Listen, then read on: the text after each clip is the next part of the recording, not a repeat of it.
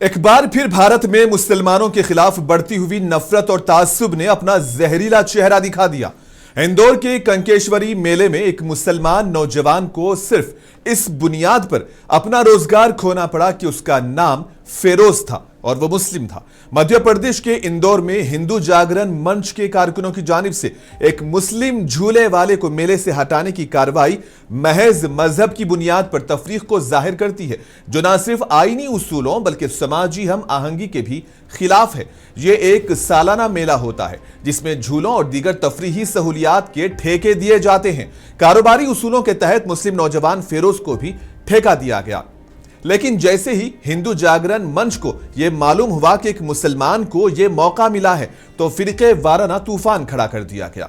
फेरोज को जबरदस्ती वहां से भगा दिया और वहां मौजूद बीजेपी के मुकामी एमएलए रमेश मेंडोला ने भी चुप्पी साध ली और एमएलए और काउंसलर ने महसूस किया कि हिंदू जागरण मंच का गुस्सा इतना उरूज पर है कि उन्होंने फौरन मेले से तमाम झूलों को हटा दिया और नए लगाने का इंतजाम किया। यह वाकया सेकुलर अखदार पर सवालिया निशान है। क्या हिंदू जागरण मंच ने यह सही किया? इस पर आपकी क्या राय है? हमें कमेंट्स में जरूर बताएं।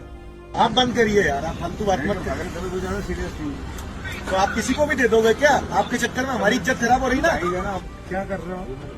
हटाइए आपका जिला, तत्काल हटाइए इसमें। ये आपको परमिशन किसने दी लगाने की? क्या नाम है? बोला तेरे फिरोज को और बंद करिए सब।